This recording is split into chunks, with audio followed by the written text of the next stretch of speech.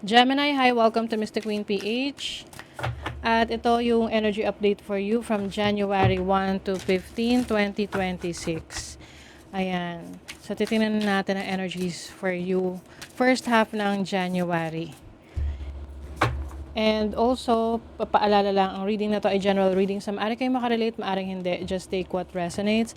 Another reminder, hindi po ako unang magme-message sa inyo para mag-offer ng mga services. Kayo po yung magme-message sa akin. At meron tayong link sa description or sa comment section kung paano mag-book for a private reading. Mag-ingat po kayo sa mga accounts na nagpapanggap na Mystic Queen PH. Meron doon, may mga Mystic Queen PH 1, 2, whatever. Pero wala po akong ibang number sa dulo, no. Mystic Queen PH lang po talaga yon. So be careful, lalo na sa TikTok. Tapos sa Instagram meron din. Or even dito sa Facebook. So be careful. Kasi mga scammers yon. So let's begin. Gemini. Ano yung energies? January 1 to 15. January 1 to 15. For Gemini. Ngayong 2026. January 1 to 15. What's the energy? Truth.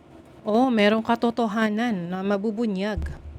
Magkakaalaman. This can also be your true self, no? Kumbaga, ilalabas mo na yung totoong ikaw, or you're going to be more aligned to your purpose.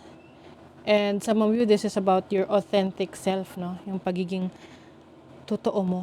You are in alignment of your higher self as well. Pwede rin tong merong revelation, like merong matutuklasan na katotohanan, ikaw, no? Let's see, you have clearing. Clearing is like cleansing, no? So, meron kang tinatanggal na pwedeng mga negative energy sa paligid mo. Pwede rin tong mga toxic situation, toxic energies around you that is no longer serving you. This is also pag alis sa isang situation that is you feel na hindi totoo, like inauthentic. You are clearing blockages.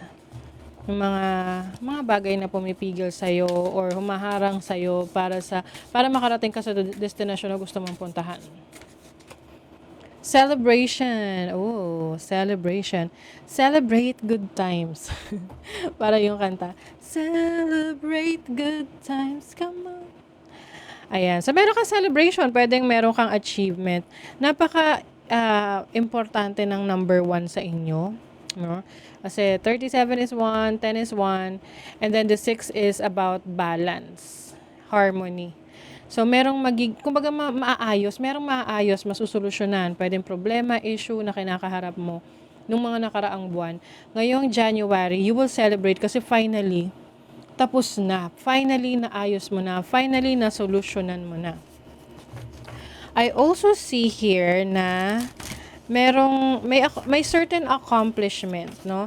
Pwede itong accomplishment na to ay ito yung mga siniset mo pa noon na gusto mong makuha. Mga wishes. So, pwedeng merong wish fulfillment for you. You have, the 6 of Cups. Energy ng past. So, pwedeng itong i-clear mo. Mag-move on ka na sa energy ng past. I feel like meron kang ma-achieve dito na goal, na may wish fulfillment dito eh. Pwedeng ito yung pangarap mo talaga. Like, 2025 pa lang, sinet mo na yan. And then, marami kang mga naging experiences, mga struggles. But, kahit ngayon pa lang December, nakikita mo na yan na nagbabago na. And come January, you will step into your own power. Like, wala ka nang pakialam sa sasabihin ng ibang tao sa'yo because you know who you are. At nagpapakatotoo ka sa sarili mo. And the more na nagpapakatotoo ka sa sarili mo, naa-attract mo yung dinedeserve mo ng mga tao, ng mga opportunities, because you are more aligned to your authentic self. I feel like you are letting go of the past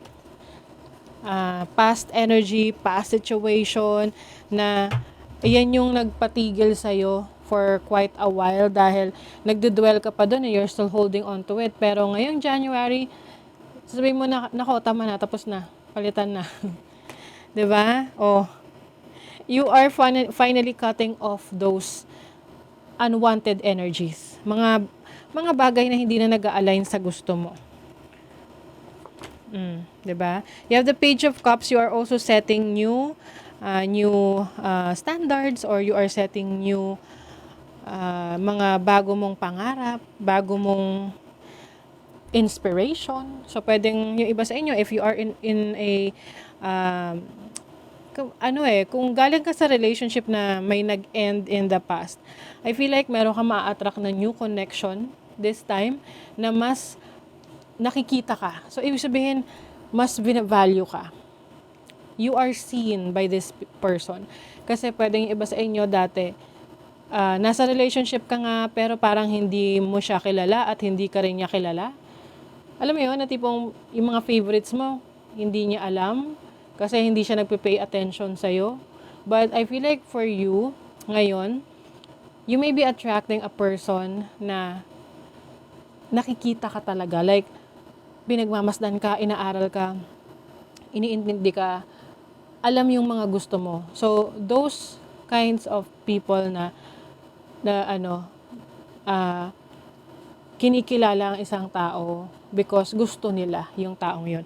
So, I see you as someone like that, no? Or maaring ikaw yun, pwedeng meron kang kikilalanin na person sa buhay mo na kumbaga interesado ka sa taong to. Lahat ng kilos niya. Like yung mga tiny details, alam mo. Ganon. Kasi nga, you are interested.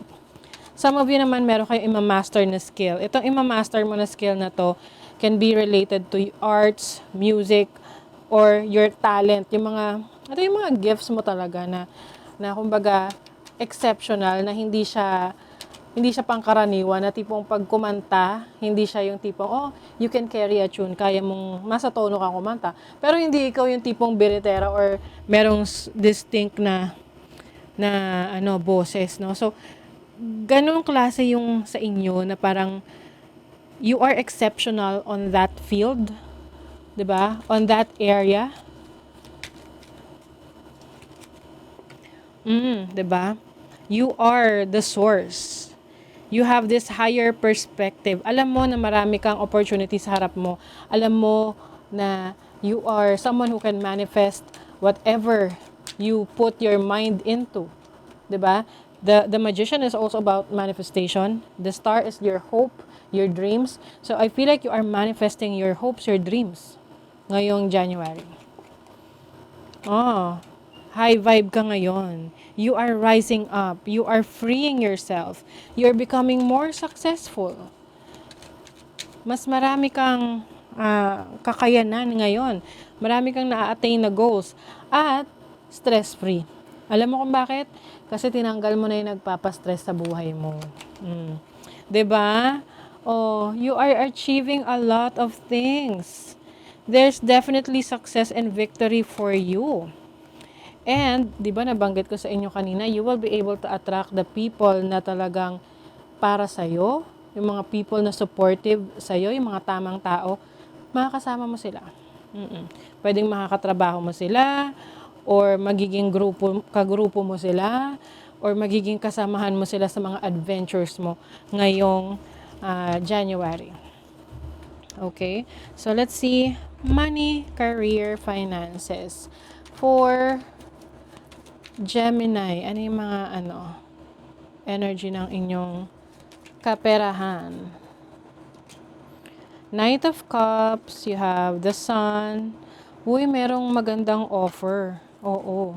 There's an offer, a good offer for your career, business, or finances na kung saan it will bring a major transformation sa buhay mo. So, pwedeng ito, aalis ka sa trabaho, sa career, sa business, para sa isang bagong oportunidad. Dahil nakikita mo na doon ka mas magsha-shine, doon ka mas lalago, doon ka mas makikilala, doon mo mas magugustuhan yung ginagawa mo. Sa love life naman, you have the Queen of Cups, the King of Swords, and the Six of Wands.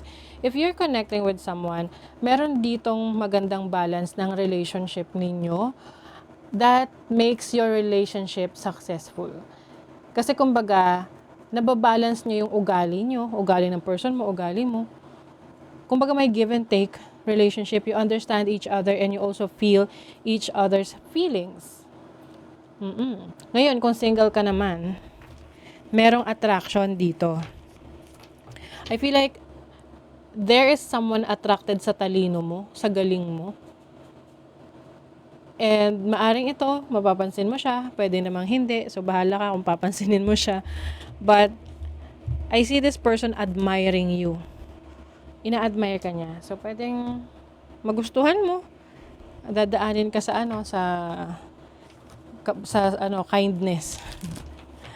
Or sa, alam mo yung mga matatamis na salita.